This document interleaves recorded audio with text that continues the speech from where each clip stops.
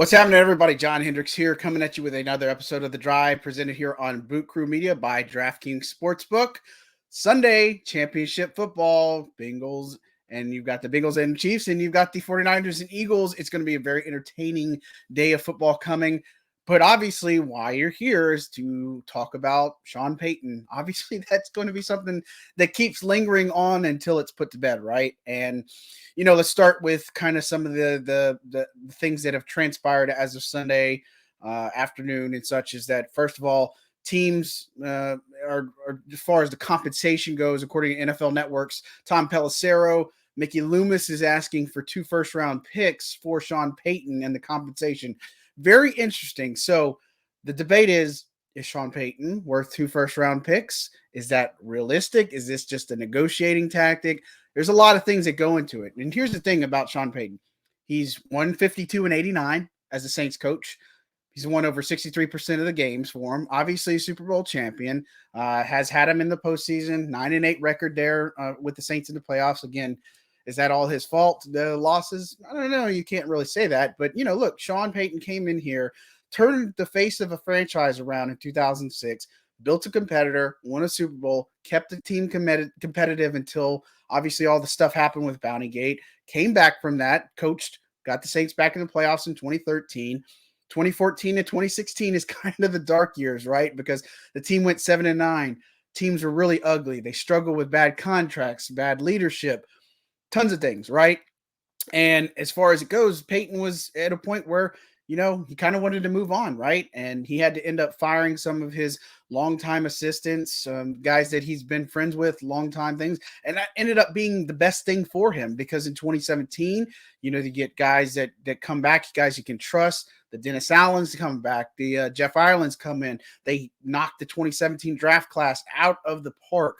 2018, obviously they're still competitive, get to the NFC championship and stuff. They've been a competitive team until they weren't when COVID kind of hit and things screwed up. And, look, some of that is unfortunate because the cap management, the way the Saints have played it, they didn't know that revenues would drop so bad to where the salary cap would end up dropping too. But look, Sean Payton has always put a competitive team out there. He runs things very tightly. He wants to have a lot of control here and, have a strong authoritative voice. And that's just how it is for him. And that's what a team is going to have to embrace with him coming on board. And that's why I always said teams like the Cowboys just didn't really make that much sense to me, just because I know the ties are there, but Sean Payton, wherever he goes, whether that's right now still maybe Houston, even though D'Amico Ryans is reportedly the front runner there and the favorite, Arizona and Denver, those are the 3 spots. And, there may be a mystery team, who knows or not, but, they're going to have to embrace it. Sean's going to have a ton of control in where he goes. And he wants it there for a reason, is that he wants to have a say over his staff. He wants to have a say over the players, draft picks, all of this type of stuff. And he's going to have to work closely with the GM and all these other types of things. And so, look, is Payton worth 2 first-round picks?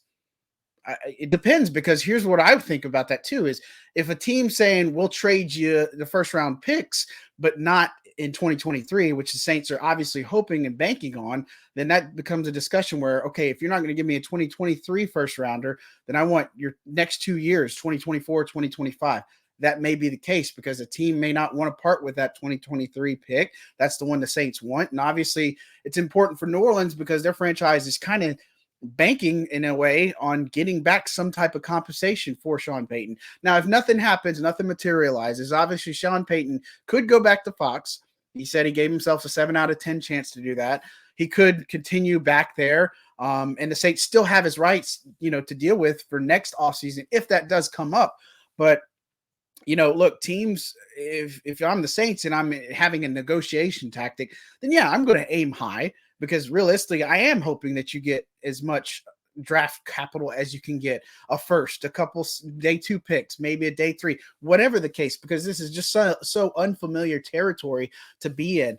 But, look, we'll see how that kind of transpires. And look, Sean Payton talked about on Fox this morning or this afternoon saying, look, hey, the door is not closed on him returning to coaching in 2023. And he says we'll know a little bit more or know a lot more next week. And so, or in the next week. And so we told you, Senior Bowl, big week, a lot of things happening. Teams are going to have to get a move on. Obviously, we know Carolina has chosen their head coach. Could be other teams, depending on how things shake out. I mean, I think there's still a lot of things to sort out. But you ask me, I think it's more of a negotiation tactic. I'm not saying Sean Payton isn't worth the 2 first-rounders, but where I'm trying to say is going in between the lines, maybe this is what the case maybe is. The fact that if you're not going to give us the 2023 first, we want your first 2 for the next 2 seasons.